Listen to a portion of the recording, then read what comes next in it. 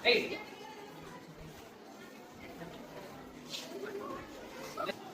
आज जो चैप्टर पढ़े इसका नाम क्या है?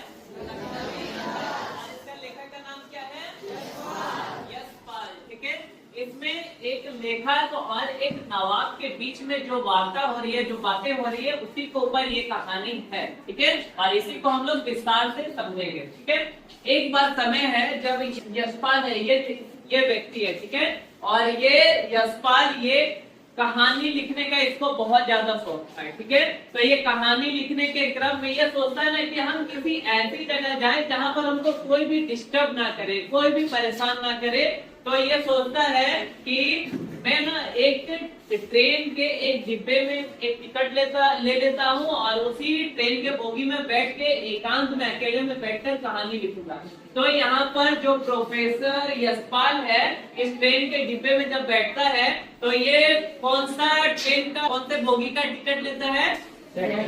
सेकंड क्लास बोगी का ये टिकट लेता है, क्योंकि वहाँ पे भीड़ भाड़ बहुत ज्यादा कम हो गए। ठीक है, और जैसे ही ये सेकंड क्लास बोगी का टिकट लेता है और ये ट्रेन में जब चढ़ता है तो कुछ इस तरह से माहौल देखता है कि इधर भी आदमी बैठा है, इधर भी आदमी बैठा है, और इस जगह पर यहाँ पे ये जो नवाब है, ये लखनऊ का व्यक्ति जो बहुत रईस आदमी रहते हैं उसको नवाब बोलता है। ठीक है, ये पहले से बैठा हुआ था और इसी जगह पर आता है ये लेखक यशपाल, और आते साथ इसी के साथ नजर से नजर मिल जाता है लेखक का।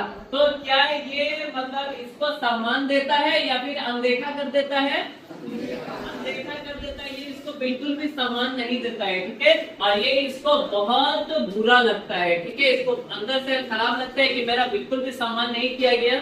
तो फिर ये अपने काम में व्यस्त हो जाता है। ये अपने पास से एक क्या निकालता है? एक तौलिया निकालता है और उसको बिछा देता है। ठीक है, और खाने का एक सामान लेकर आता है। क्या रहता है? ककड़ी। ककड़ी कैसा रंग का होता है? हरा रंग का। बहुत अच्छा।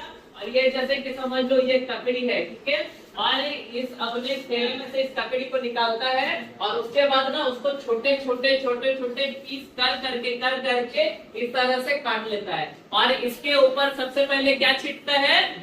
नमक। और उसको और भी ज्यादा चटपटा बनाने के लिए क्या छिड़कता है? मिर्च। नमक मिर्च एकदम डाल के पूरा रेडी कर लेता है, एकदम खाने के लिए एकदम स्वादिष्ट, एकदम मुंह से पानी आ रहा था। यहाँ तक कि लेखक को देख के भी मुंह में पानी आ रहा था कि कितना खाने का मन कर रहा है। ठीक है, और ये ना मतलब संकोच होता है कि मैं कैसे अकेले खाऊं, अच्छा नहीं लग रहा है। तो ये ना इससे पूछ लेता है कि अजी फरमाएंगे क्या, आप भी खाना चाहते हो? तो ये क्या तैयार होता है कि मना कर देता है? मना कर देता है, क्योंकि ये सोचता है ये मेरा सम्मान नहीं करेगा तो हम भी ऐसा क्यों करें। तो फिर ये इसको नकार देता है, लेकिन इसको खाने का बहुत मन था, लेकिन कहीं ना कहीं इसका आत्मसम्मान बीच में आ जा रहा है। ठीक है, तो इसको मना कर देता है। अब ये क्या करता है, इसको छोटे छोटे टुकड़े में जो कटा हुआ था देख के तो बहुत ज्यादा चटपटा, लजीज और अच्छा लग रहा था। अब ये क्या करता है, इसको ना मुंह के सामने लाता है, मुंह में डालता नहीं है, बस यहाँ पे सूंघता है और उसको महसूस करता है, और धीरे धीरे क्या करता है, एक एक करके बाहर फेंक देता है, और फेंकते सभी को बाहर फेंक देता है। ठीक है, तो फिर अब इसको देख के मतलब कौन एकदम अचरज और चिंतित हो गया? लेखक। और ये बोलता है, ये सोच रहा है कि कैसा व्यक्ति है, इतना सारा खाने का सामान तैयार किया और एक एक करके फेंक दिया। तो इसी चीज को सोचते सोचते, क्योंकि ये तो कहानी बैठने लिखा था और कहानी का तरह ही सोच रहा था, क्या इस जो घटना हुआ, ये जो अभी चीज हुआ, क्या इसमें, क्या ये भी कोई घटना है?